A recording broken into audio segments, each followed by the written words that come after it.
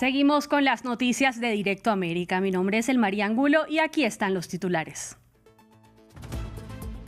Tensiones políticas en Ucrania mientras el Parlamento del país aprobó este miércoles la designación de Yevgeny Hamara como nuevo ministro de Defensa. Su predecesor Mikhailo Fedorov hizo un llamado para la convocatoria de elecciones, algo prohibido por la ley marcial en vigor debido a la guerra con Rusia. Tenemos análisis.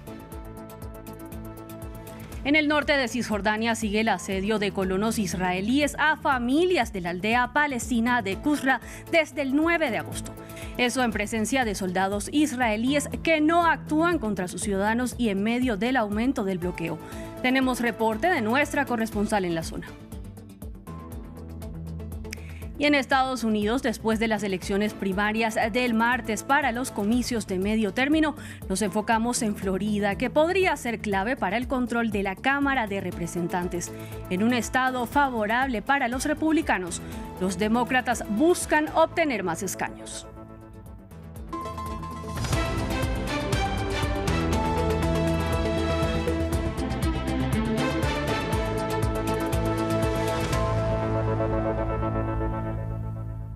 Iniciamos en Ucrania, donde hay tensiones políticas internas en medio de la guerra.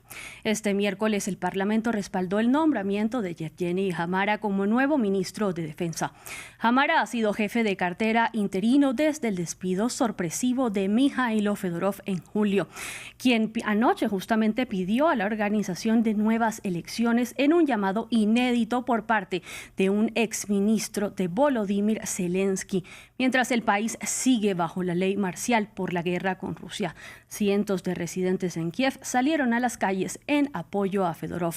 Los detalles en el siguiente informe de Hugo Caro Jiménez. Mientras Volodymyr Zelensky hace frente a la invasión rusa, la tensión interna aumenta. Yevgeny Hamara fue ratificado este miércoles como nuevo ministro de Defensa de Ucrania, un día después de que su antecesor, Mikhailo Fedorov, pidiera elecciones en una explosiva y desafiante declaración. Hamara, que ya ejercía el cargo de forma interina desde la destitución de Fedorov el mes pasado, deberá contrarrestar rápidamente el descontento desatado por las palabras de su predecesor. La democracia no puede ser rehén de Rusia. Debemos encontrar un mecanismo legal, seguro y realista que permita a Ucrania restablecer un proceso democrático plenamente funcional, incluso en condiciones de una guerra prolongada. Y mientras el Parlamento confirmaba al nuevo ministro de Defensa, en las calles las personas se hicieron eco de la solicitud de Fedorov. Pidieron también elecciones, aunque escépticos sobre la posibilidad de que en realidad ocurran. No veo la manera. Me gustaría, pero no veo la forma. Aquí todo es posible. Me gustaría creer que sucederá, porque no sabemos cuándo terminará la guerra. Nuestro gobierno está perdiendo el contacto con la realidad. Necesitamos renovarlo. Apoyo la declaración de Fedorov, pero no creo que haya elecciones. Creo que Volodymyr Zelensky debería dimitir. Y al caos político se suma otro ingrediente. Este miércoles, Zelensky destituyó a la subdirectora de la oficina presidencial, luego de que los agentes anticorrupción ucranianos anunciaron haber descubierto a un grupo bajo sospecha de blanqueamiento de dinero, entre cuyos miembros se encontraba la destituida funcionaria. El hecho podría avivar aún más la tensión que sembró Fedorov, el primer perfil de alto nivel que solicita elecciones presidenciales desde que estalló la guerra. Aunque no mencionó que se presentaría eventualmente a los comicios, su figura toma cada vez más fuerza. La Constitución de Ucrania no permite celebrar elecciones mientras el país se encuentra bajo ley marcial. Sin embargo, la presión hacia Zelensky ha venido también por parte de líderes internacionales, como el mismo Donald Trump. Si bien el presidente es una figura emblemática por su labor en tiempos de guerra, su mandato no ha sido puesto a prueba en las urnas desde la invasión rusa en febrero de 2022. Vamos al análisis del panorama político ucraniano para entender por qué resulta tan complejo organizar elecciones en medio de un contexto de guerra como el que vive Ucrania desde la incursión de las tropas rusas en febrero de 2022 y con una ley marcial de por medio. Previamente hablamos con Sergei Petukov, experto en Derecho Internacional y ex viceministro de Justicia de Ucrania para la integración europea. Veamos lo que nos dijo. Sí, claro. La verdad es que en Ucrania no hay apetito para elecciones inmediatas porque, por primero, es una cuestión de la seguridad.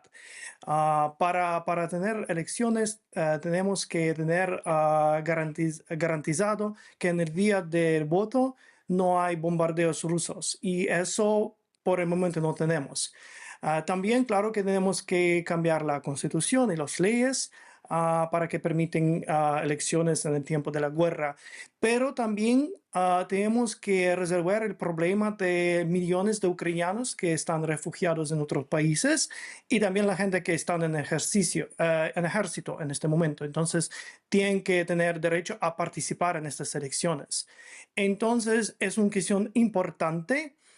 Si la guerra dura más años, tenemos que hacer elecciones, pero no inmediatamente. Tenemos que prepararnos y tener garantías que la Rusia no está bombardeando la gente en el momento de voto. Por un lado, la tensión política y por el otro, los ataques. Al menos 6 personas fallecieron en nuevas ofensivas rusas contra Ucrania. Las principales fueron en Gerson, donde drones rusos mataron al menos 5 personas. Un primer impacto fue contra un minibús donde hubo 4 decesos y 4 heridos. Y hubo otro contra un automóvil en el centro de la ciudad que causó la muerte de una mujer y heridas a un hombre. Volodymyr Zelensky ha denunciado que Moscú lleva a cabo un brutal safari contra la población. De otra parte, Ucrania atacó una refinería en Ufa, la capital de la región rusa de Bashkortostán, al sur de los montes rurales, y una fábrica de explosivos en la ciudad de Sersinsk. Y en Cisjordania ocupada, el ejército de Israel sigue sin tomar acción contra los colonos que asedian desde el 9 de agosto 3 casas palestinas en la aldea de Qusra. En terreno, su despliegue ha empeorado el cerco de las 11 personas sitiadas, entre ellos niños, convirtiéndolo en un doble bloqueo. Los soldados ocuparon una de las 3 viviendas y ejercen distintas violencias sobre las familias, como impedir que sus allegados les lleven comida. Esto fue constatado en Qusra por nuestra corresponsal, Yanira Gómez Muñoz. Estamos en la localidad palestina de Qusra. A mis espaldas, hace 10 días, unos 50-60 colonos israelíes iniciaron un asedio contra 3 familias palestinas. Este cerco sigue. Tuvo que intervenir Estados Unidos para que Israel lanzara una operación que ha consistido en convertir casas palestinas en posiciones militares, pero no en echar a los colonos, que en menor número siguen llegando hasta la puerta de las familias que aterrorizan. Mi familia está en una cárcel. Los soldados desplegados han ocupado una de las 3 casas. Desde ahí les han prohibido abrir las ventanas, les cortan el internet y tiran basura alrededor de la casa. De noche no paran de gritar y no les dejan dormir. El área es zona militar cerrada, pero mientras que el ejército impide el acceso de activistas y periodistas, los colonos se siguen moviendo libremente. Las familias solo reciben comida porque la lleva la ONU y por presión internacional han recuperado el agua y la luz que les habían cortado los colonos.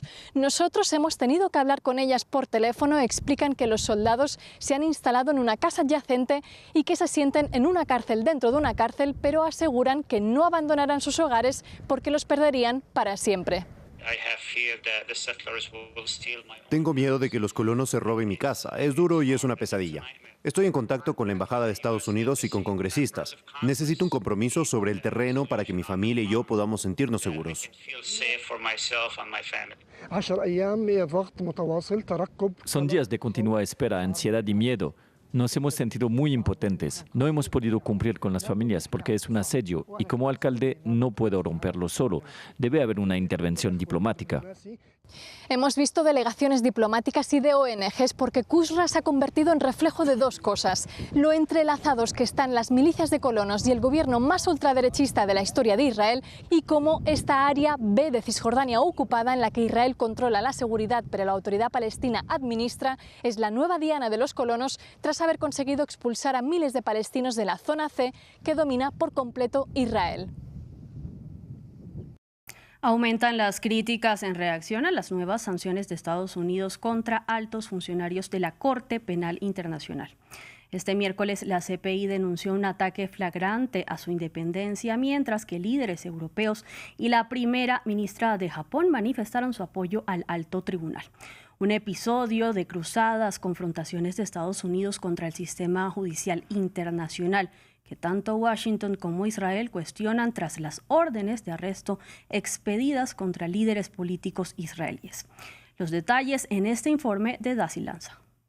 Estados Unidos y una cruzada contra la justicia internacional. La administración Trump anunció más sanciones contra representantes de la Corte Penal Internacional. El mes pasado lancé una campaña diplomática para desmantelar la amenaza de la CPI a nuestra soberanía nacional. La administración Trump está sancionando a la presidenta de la CPI, Tomoko Akane, y al abogado principal de juicios, Abdullah Yeseye, en nuestra misión inquebrantable de proteger a los estadounidenses de esta farsa de tribunal. Washington ya había impuesto sanciones a otros 11 jueces y fiscales de la CPI, citando las órdenes de arresto emitidas por el tribunal contra Netanyahu y una investigación sobre las tropas estadounidenses en Afganistán. Netanyahu saludó la decisión. En 2024, la Corte también expidió otras 2 órdenes, una contra el exministro de Defensa Yoav Gallant y una segunda contra Mohammed Deif, un comandante de Hamas muerto en la guerra en Gaza. En ese conflicto, la CPI dijo que encontró evidencia razonable para afirmar que los 3 son responsables de presuntos crímenes de guerra y contra la humanidad. Insto encarecidamente a todos los miembros de la coalición contra los cárteles de las Américas a que abandonen la CPI y rechacen sus intentos de arrebatarles la soberanía a sus gobiernos y tribunales. Trump dijo en julio que los esfuerzos por desmantelar la CPI no tenían como objetivo defenderlo a él, que no está procesado, sino a Netanyahu. Esta cruzada es liderada por Israel y Estados Unidos, pero ambos no son parte del Estatuto de Roma por el que se creó la CPI. Todo esto parte de una ofensiva donde los Estados Unidos esencialmente han prometido desmantelar la Corte Penal Internacional y la consecuencia de fondo de esto y lo más grave es que se está atentando contra, en muchísimos casos, el único mecanismo para el esclarecimiento de los hechos y el castigo a los responsables. La CPI respondió este martes que las sanciones socavan el Estado de Derecho. Finalizamos en Estados Unidos, donde las elecciones primarias del martes en varios estados dan pistas de la batalla por el control del Congreso. En Florida, estado clave para los demócratas que buscan recuperar el control de la Cámara de Representantes, ya tienen definido a casi todos los candidatos en medio de un nuevo mapa electoral que favorece a los republicanos. Los votantes de Florida también designaron a los opcionados para suceder a Ron DeSantis como gobernador. Patricio Peralta tiene los detalles. Avanzan las primarias en Estados Unidos y Florida se vuelve un estado clave en la batalla por el control del Congreso, pero con un nuevo mapa electoral. Los demócratas necesitan 3 escaños más a nivel nacional para recuperar la Cámara de Representantes. Y los candidatos demócratas designados en las primarias del martes tienen un objetivo claro.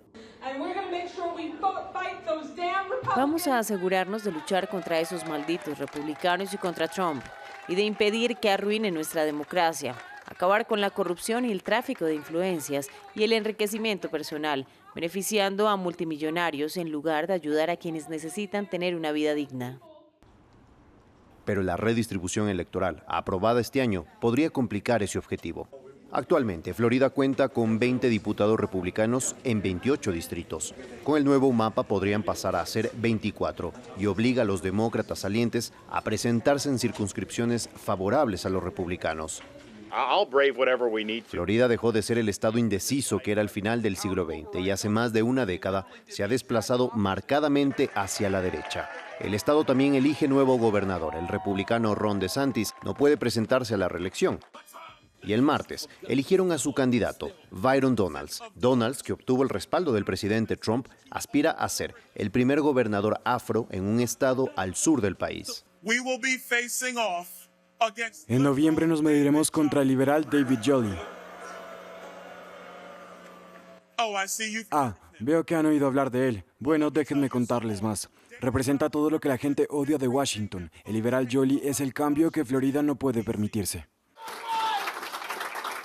Mientras que los demócratas votaron por David Jolley, ex republicano, quiere devolver a los demócratas el poder del Estado luego de más de 30 años de dominio republicano y ha cuestionado la polarización política. Fin del informativo, siga con más aquí en France 24.